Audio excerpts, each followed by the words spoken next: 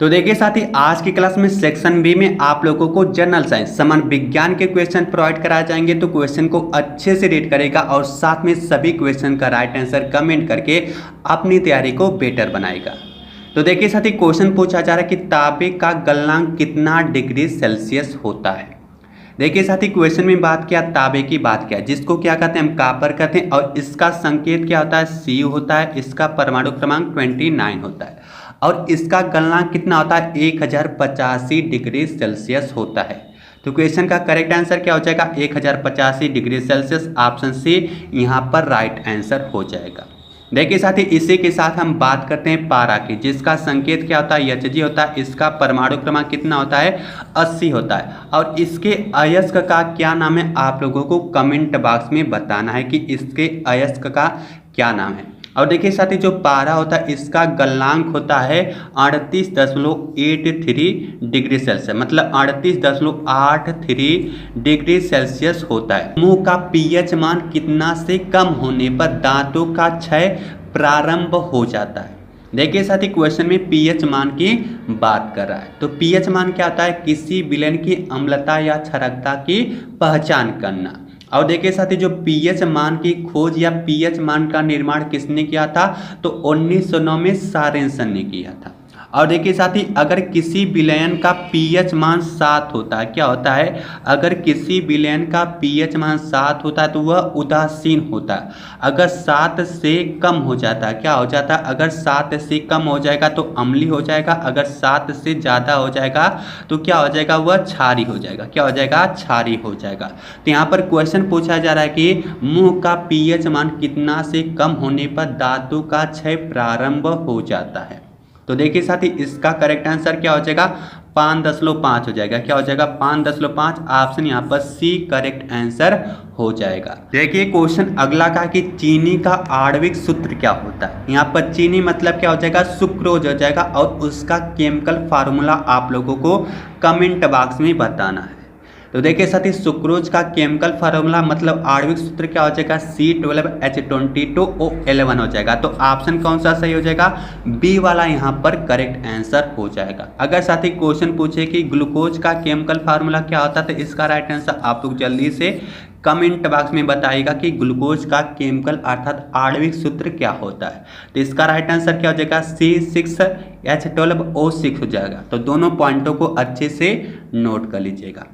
देखिए question next का है कि कोरोनाग्राफ का उपयोग किसके अध्ययन के लिए किया जाता है।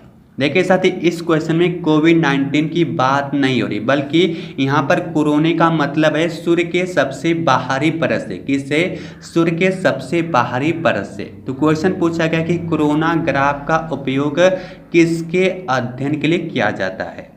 तो देखिए साथी, इस क्वेश्चन का करेक्ट आंसर हो जाएगा सूर्य के कोरोना का अवलिंकन करना और तस्वीरें खींचना। ऑप्शन यहाँ पर क्या हो जाएगा, डी इसका करेक्ट आंसर हो जाएगा। देखिए क्वेश्चन नेक्स्ट पूछा कि हर्ट्ज निम्न में से किसकी इकाई है, आवृत्ति की, दाब की, आवर्तन संख्या की, या इनमें से कोई नहीं।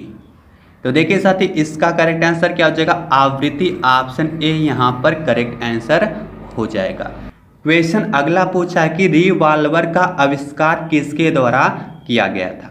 देखिए साथी, इस क्वेश्चन के साथ साथ आप लोगों को बताना कि चेचक के टीके की खोज किसने की थी, पेनिसिलिन की खोज किसने की थी, और उसी के साथ आप लोगों को बताना है कि फाउंटेन पेन का आविष्कार किसने किया था। तो क्वेश्चन पूछा गया कि रिवॉल्वर का आविष्कार किसके द्वारा किया गया था। इसका करेक्ट आंसर क्या हो जाएगा, सैमुअल कोल्ट हो जाएगा। ऑप्शन ए यहाँ पर करेक्ट आंसर हो जाएगा। अगर साथी क्वेश्चन पूछे कि चेचक के टीके की खोज किसने की थी, तब इसका राइट आंसर क्या हो जाएगा, एडवर्ड जेनर हो जाएंगे। क्या हो जाएंगे, एडवर्ड जेनर हो जाएंगे। तो इसको भी अच्छे से नोट कर लीजिएगा। और देखिए साथी, जो पेनिसिलिन है इसकी खोज अलेक्जेंडर फ्लेमिंग के द्वारा की गई थी। और वाटर पेन की खोज किसने की थी, इसका राइट आंसर आप लोग कमेंट बॉक्स में कमेंट करके जरूर बताइएगा। क्वेश्चन अगला पूछा है कि निम्न में से पहला गणना यंत्र कौन सा है। तो देखिए साथी, सबसे पहला गणना यंत्र कौन सा हो जाएगा, अबेकस हो जाएगा। क्या हो जाएगा, अबेकस। ऑप्शन बी यहाँ पर करेक्ट आंसर हो जाएगा। क्वेश्चन अगला पूछा कि आप वायु गति शास्त्र से क्या समझते हैं। क्वेश्चन बहुत ही जबरदस्त है। यहाँ पर क्वेश्चन पूछा जा रहा है कि वायु गति शास्त्र से आप क्या समझते हैं। तो देखिए साथी, इसका करेक्ट आंसर हो जाएगा यह हवा या गैस के प्रवाह में होने वाली हलचल का विज्ञान है। तो ऑप्शन यहाँ पर ए करेक्ट आंसर हो जाएगा। क्वेश्चन नेक्स्ट पूछा है कि निम्नलिखित में से किसे कृत्रिम बुद्धि का जनक कहा जाता है। क्वेश्चन पूछा जा रहा है कि किसे कृत्रिम बुद्धि का जनक कहा जाता है। तो देखिए साथी, इस क्वेश्चन का करेक्ट आंसर क्या हो जाएगा, जॉन मैकार्थी। क्या हो जाएगा, जॉन मैकार्थी। ऑप्शन ए यहाँ पर करेक्ट आंसर हो जाएगा। क्वेश्चन अगला पूछा कि प्रकाश संश्लेषण किसमें अधिकतम होता है। ऑप्शन दिया हरा रोशनी, सफेद रोशनी, लाल रोशनी या नीला रोशनी। देखिए साथी, यह क्वेश्चन ऐसे भी पूछ सकता है कि प्रकाश संश्लेषण की क्रिया किस रंग के प्रकाश में सबसे तेजी से होती है।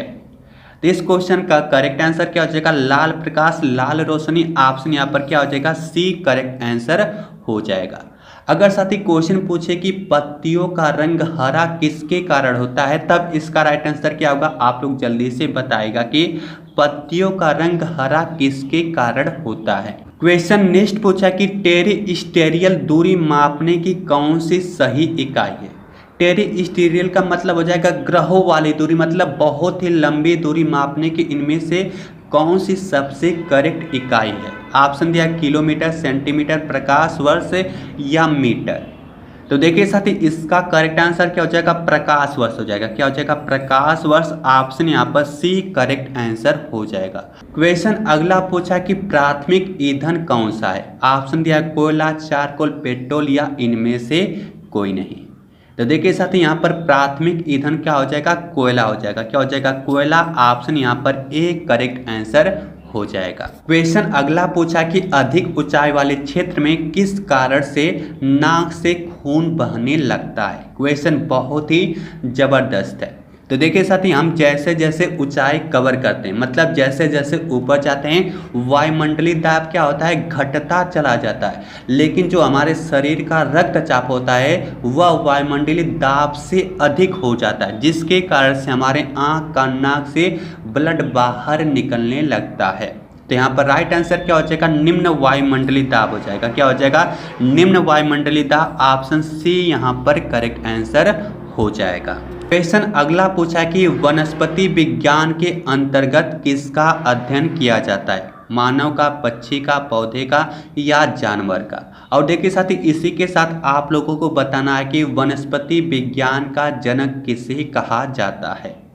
तो क्वेश्चन पूछा है कि वनस्पति विज्ञान के अंतर्गत किसका अध्ययन किया जाता है। तो इसका राइट आंसर क्या हो जाएगा, पौधों का। तो आपसे यहाँ पर क्या हो जाएगा, सी करेक्ट आंसर हो जाएगा। देखिए साथी, अगर आपने अभी तक टेलीग्राम चैनल को ज्वाइन नहीं किया तो उसका लिंक हमने नीचे डिस्क्रिप्शन बॉक्स में दे रखा है, वहां से जाकर आप टेलीग्राम के साथ आसानी से जुड़ सकते हैं। क्वेश्चन अगला पूछा कि इनमें से कौन सा रक्त संचार में सहायक है। ऑप्शन दिया रक्त बिंबाणु, मोनोसाइट, सफेद रक्त कोशिका या इनमें से कोई नहीं। तो देखिए साथी, इसका करेक्ट आंसर क्या हो जाएगा, सफेद रक्त कोशिका हो जाएगा। क्या हो जाएगा, सफेद रक्त कोशिका। ऑप्शन सी यहाँ पर करेक्ट आंसर हो जाएगा। और देखिए साथी, अगर आपके ऑप्शन में WBC भी मिल जाता है तब भी आप उस पर टिक कर लीजिएगा। और देखिए साथी, एक क्वेश्चन आप लोगों से पूछा जा रहा है कि सफेद रक्त कोशिका का जीवन काल कितना होता है। इसका राइट आंसर आप लोग कमेंट बॉक्स में कमेंट करके जरूर बताएगा। तो देखिए साथी, सेक्शन बी में जनरल साइंस के जितने क्वेश्चन थे हमने यहाँ पर कवर कर लिए। तो उम्मीद करते हैं कि आज की क्लास आप लोगों को बहुत ज़्यादा यूजफुल लगे होंगे। तो सभी साथी जल्दी से अपना स्कोर कमेंट बॉक्स में कमेंट करके बताएगा कि आज की क्लास में आपने कितने क्वेश्चन सही किए और आपके कितने क्वेश्चन गलत हुए। और देखिए साथी, अगर आप चैनल के साथ पहली बार जुड़ेंगे तो प्लीज़ चैनल को सब्सक्राइब करके बेल आइकन को जरूर एक्टिव कर लीजिएगा, ताकि आपको डेली क्लास का नोटिफिकेशन मिलता रहे।